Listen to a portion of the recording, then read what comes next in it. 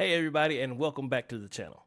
In today's tutorial, I'm going to be showing you how to make emotional pain or pain emotional melodies. Now, recently I have found myself making a lot of pain emotional kind of trap like beats, and not that I'm going through anything, it's just something that sounds really good. I think sounds really good, and so I figured I would make one and I'd show you how I did it and break it down for you. So if you have time, go ahead and hit that like button, subscribe, and stick around because I'm about to show you how it's done.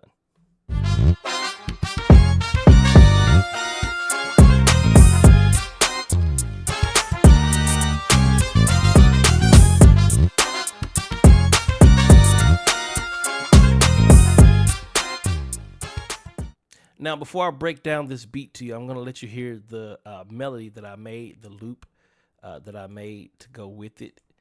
And then I'll break down everything I did from the melody to the drums, all the way to the mixing and the arrangement.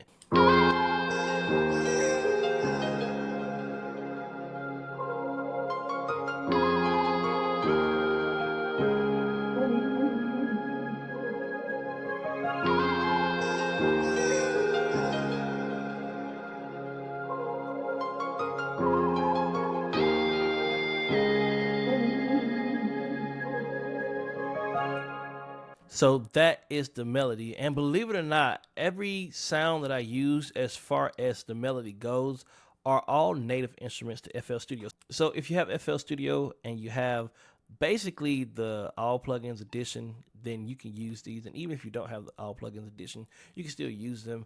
You just have to record it into Edison first, or export the loop before you can actually keep it in the project and save the project. Believe it or not, it's not very many different instruments that I use in this that you probably wouldn't have in another version of FL Studio, or should I say edition of FL Studio. But without any further ado, let's go ahead and jump right into this beat breakdown. So the first thing that I used here is the grand piano. And what I did was, honestly, I just laid down some triads. It looks like more than what it is, but it's not. I'll explain it to you here. So what this is, some triads, and what I did was I laid down these triads, and then I just added a few passing notes to go with it to just kind of give it a little bit more emotion. And to show you what I mean by triads, these look like some pretty wide chords, but if you take these and bring them down, then you can see it's just a regular old triad in the key of F minor. And this is what that sounds like.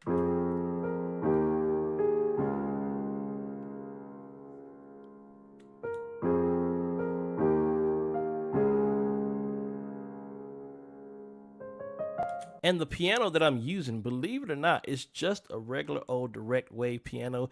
And I do believe every edition of FL Studio has this. If not, I could be mistaken, but I do believe every edition of FL Studio has this, and you can find that in your pack. So you go down to your packs, and then you go down to instruments, keyboards, and I'm using the grand piano here, but you can use any of those pianos. And what I did as far as the effects go is on that piano, I only did two things. I sent it to my mixer track and I put it on track 1, and I added this EQ. Took out some of the lows so that I can make room for the 808 and the low end instruments. And I also took out some of the highs so that it sounds more like a dark piano.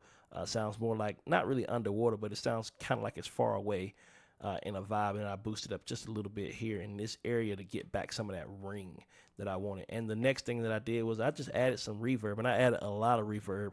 And what I did with my reverb is I actually cut the wet knob all the way up, but on my mixer track, I turned the knob down and I just blended it in until it sounded how I wanted it to sound. And the next thing is the piano, the layered piano, which is the same direct wave piano, but I did do some different things to it. I actually sent it to the second mixer track, and in the second mixer track, I added a parametric EQ to it to just cut out some of the lows. I also added another reverb to it, but the extra step that I went with this one is I added a little bit of delay to it as well. And I did the same thing with the delay that I did with the reverb, just blended it in, but while keeping it super wet over on the actual plugin itself. Now, this is what it sounds like with the piano as well.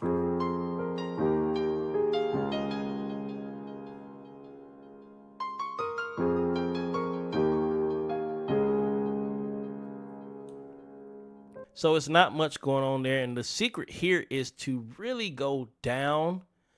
And that's what I was doing here, going down. And these notes that I'm using are like right next to each other for the most part in this second half.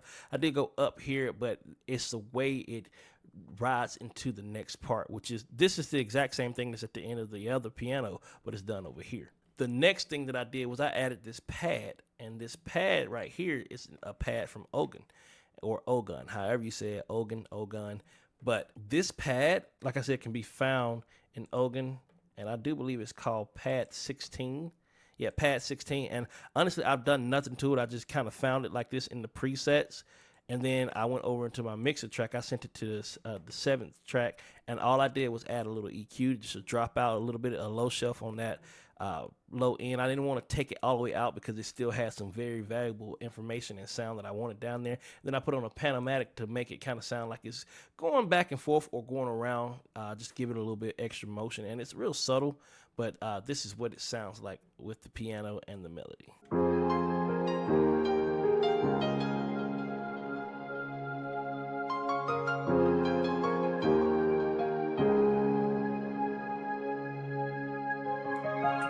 And then the next thing that I added was this pad right here called Mars, and it also is in Ogun. And I think the only thing that I did to it as far as inside the plugin was to just kind of pull this low end down a little bit. But other than that, I didn't do much of it. And this is just playing one note. I also added a EQ just to kind of cut out some low end, cut out a lot of the high end, because that by itself is a really bright sound and I didn't want it to be too bright. But it's just playing one note, and that's the F, and it's playing it all the way through. So this is what it sounds like with everything.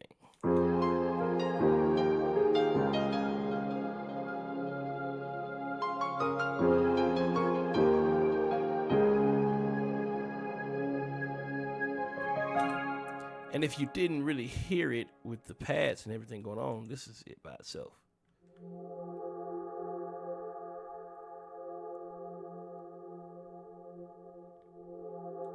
And no, it's not very loud. It's not doing very much, but it is just adding a little bit of atmosphere behind everything. All right, so the next thing I did was add this guitar, and this guitar is a direct wave. I'll break down what I did with the guitar to make it sound like it does now, but it's literally just a direct wave acoustic guitar, and you can also find it in your packs. Go to Instruments, then you go to guitar, and it's the first thing right there. It's called classical acoustic. Now, I did a few things to make it sound the way that it sounds, but first, before I explain that, I'll just let you hear what it sounds like.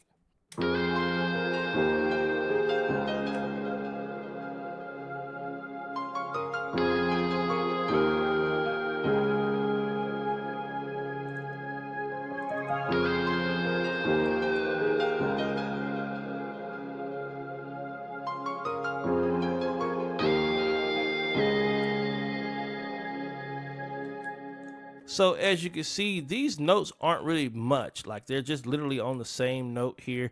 And there are two ways to do what I did. I added some pitch bends. And the first way to do it is the way that I did it was I went over here to this pitch bend, and in order to get to that, you just kind of, most of the time when you open up your direct wave, it's going to look like this. You hit this little settings tool, then you go over here to your pitch bend, and you hit link to controller. And I linked it to my MIDI controller, and so I can move this back and forth, and it's going to give me that pitch bend sound whenever I play something.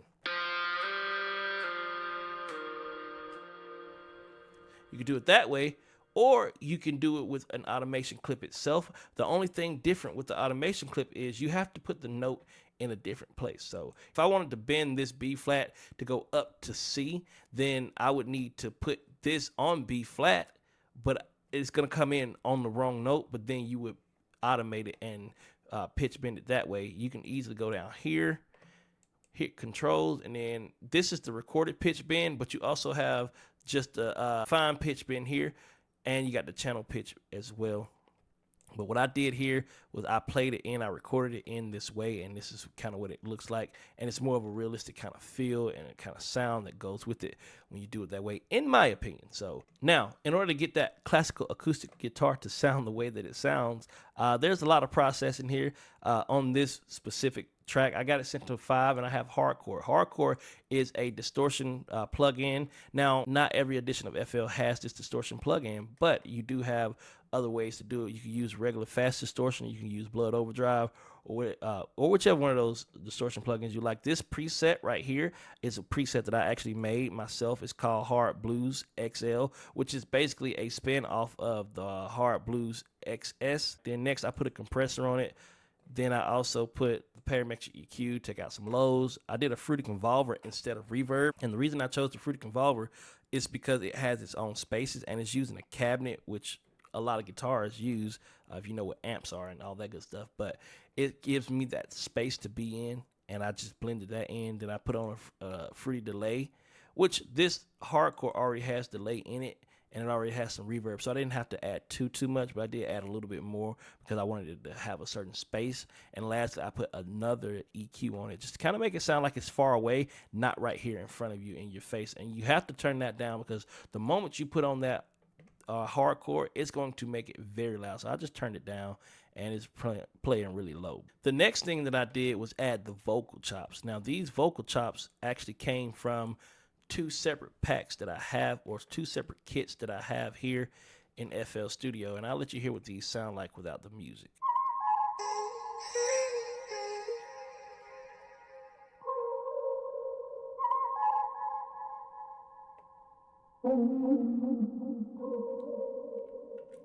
So the one at the top I got out of my Somatics sound pack. This is a vocal chop, and I did a lot of processing to it. It wasn't a different key, but I put it in the right key, and then I pitched it up. But I also made one separate from it of the exact same thing, but I pitched it down. This one is the same cut, or a different cut of the same vocal, and I pitched it down. And then the second one is another one from a different Somatics pack. Did a little what is this called? Formant pitching. I did some of that to it, but I also pitched it up and then pitched it into the right key here. Now, with this top one, I did a lot of processing to it. I added an EQ, I did a Fruity compressor, I did some reverb, I did the delay, and I did a parametric EQ. All of these are on that. But on the second one, this bottom one here, all I did was add some Fruity EQ and just cut out some of the lows because all that extra sound was already there. That sounded like that. Now we're gonna move over to the drums, and this little loop right here that you see, it's a percussion loop, but I made this percussion loop using other percussion.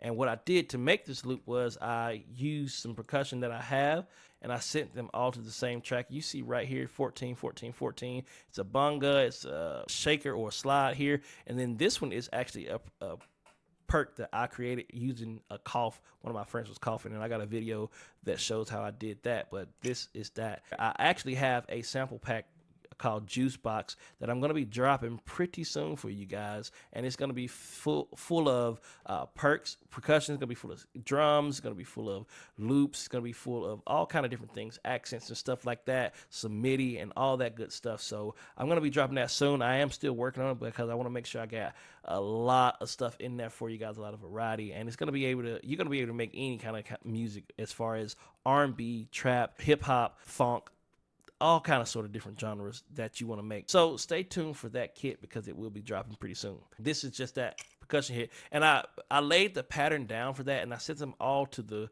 mixer track 14, and then I put on these effects on there. So I put on the EQ, I put the delay, the parametric EQ again, and then I put on Panamatic just to kind of give it some movement. But the Panamatic wasn't on it when I exported it as a loop.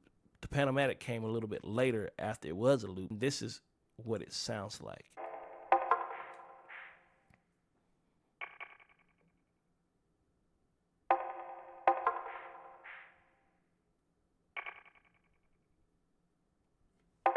And then after that, I did the claps. I did a clap, I added the clap, and I added the layered that clap with the snare. So I added that to it. So this is the clap by itself.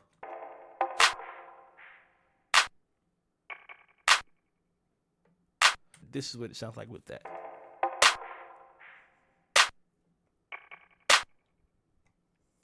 So it gives it some of that high end, it gives it some of that pop, that snap that I want. Then I added a little bit of bounce by adding another snare, and it sounds like this.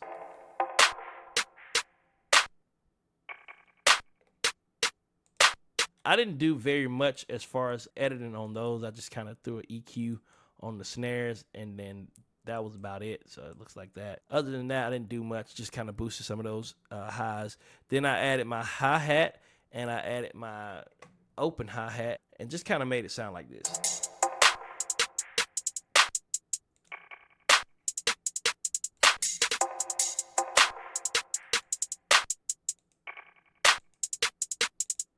Then I added my 808. Before I added my kick, I added my 808 because I wanted to see the kind of rhythm or melody that I wanted to put with that 808. So for the 808, before I added the kick in, this is what it sounds like.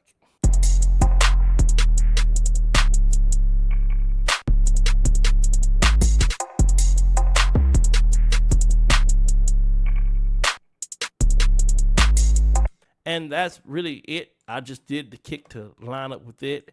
And I used more 808 hits than I did with kicks. This is what the kick sounds like.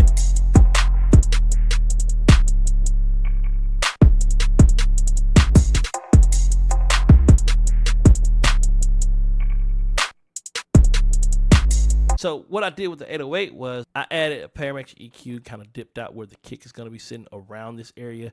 Then I took fast distortion to give it that saturated sound, that distorted sound, that boomy rattling sound. I like it. Some people don't, but it's what I like. Then I also boosted up some more of that sound here.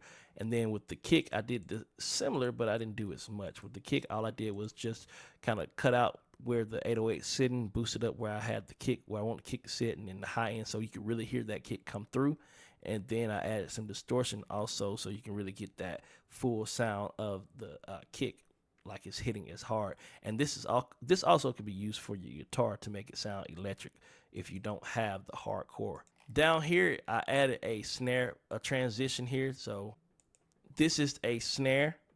The same snare that's actually here, this layered snare, is the same thing down here. And this came later on in the process. I didn't make this right away because I didn't know I was going to need it or I was going to want it. But this is what that sounds like by itself.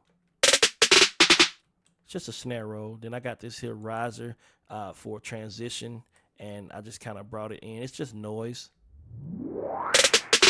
And then I have the crash. And the crash is like an accent for when the beat actually drops, so it makes the beat sound a little bit harder when it drops, and it sounds like this. And it doesn't sound like much by itself, but once you bring everything in, and now that hi-hat or that cymbal has a more dramatic feel to it. Other than that, that is pretty much all I did in this. And I'll show you how I arranged everything next. I think the arrangement part was probably the easiest thing here. I did do some extra things to it after arranging it to kind of give it more flair, but basically I had the full beat playing at once, and I just kind of took out some things. Like I took out the 808 here at the beginning, I took out this guitar at the beginning, I took out the percussion at the beginning, and I also took out some of the drums, but I brought them back in the second half, so it sounds like this.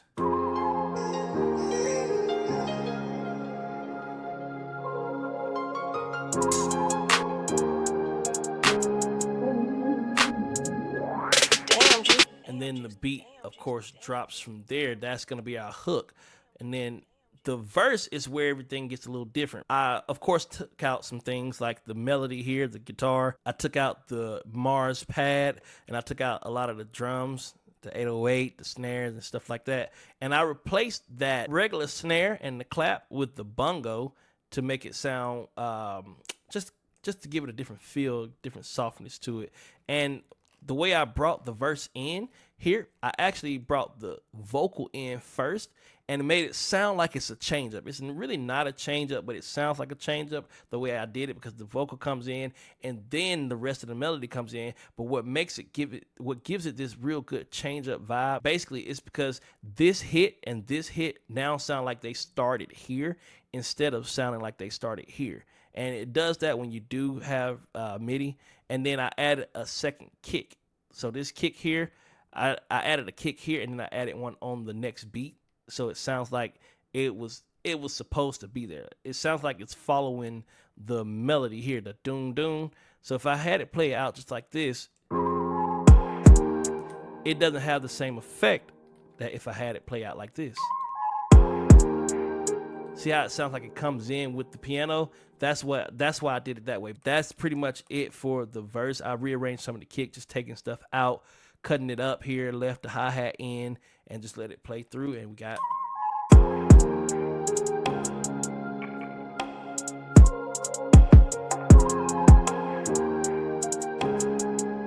And then on the second portion of the verse, of the first verse, I brought a lot of stuff back in. I brought in the clap, I brought in the open hi-hat, I brought the kick fully back in. I kept those bongos in there, but I also had those play with the clap, and then I started at the time that it starts. So, and I also put basically a transition riser right here, just to kind of give it a little bit of a feeling, letting you know that something just happened.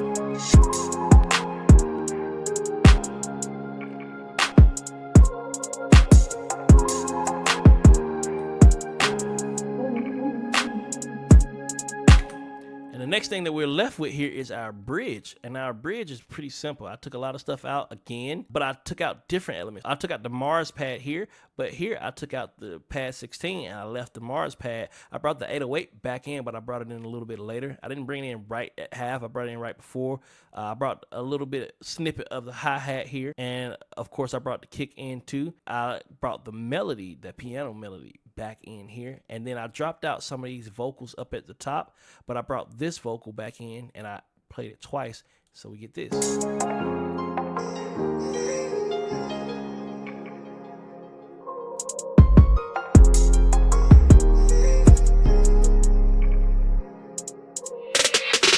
The only difference now is that in the second verse, what I did in the first verse, I did it in the second half of the second verse. So right here where the music drops out but the vocal is still playing in the first part of the first chorus, first verse, in the second verse, on the second part of it, I do that exact same thing, but on the first part I bring it straight in, dropping out some of the sounds again, and then over here it comes back in, and the clap and the kick both hit at the same time there, and it's just kind of a different dramatic feel.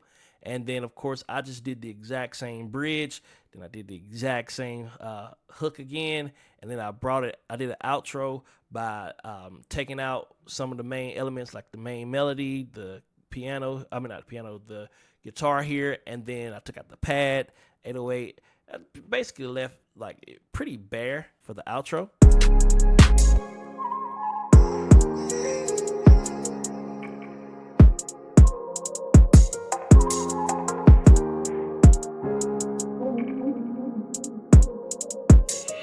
Other than that, that is completely how I made this beat. I think the thing I spent the most time on was most likely the mixing portion of everything, but I also try and mix while I go. I'm not saying that that's how you should do it. That's just kind of what I do. Sometimes I like to mix while I go, and that helps me to really just kind of get through it kind of faster. But other than that, that is the full song. Thank y'all so much for watching. If you like this beat and you want to purchase this beat, or you just want to hear the full instrumental, I will have a link down below where you can go listen to this beat and you can go purchase it if you want to purchase this beat. But I'm sure now you guys want to hear what everything sounds like together, so I will end this video with a snippet of this beat playing, and like I said, you can go watch the full video or listen to the full beat at the link below. Thank you again for watching. I'll see y'all in the next video.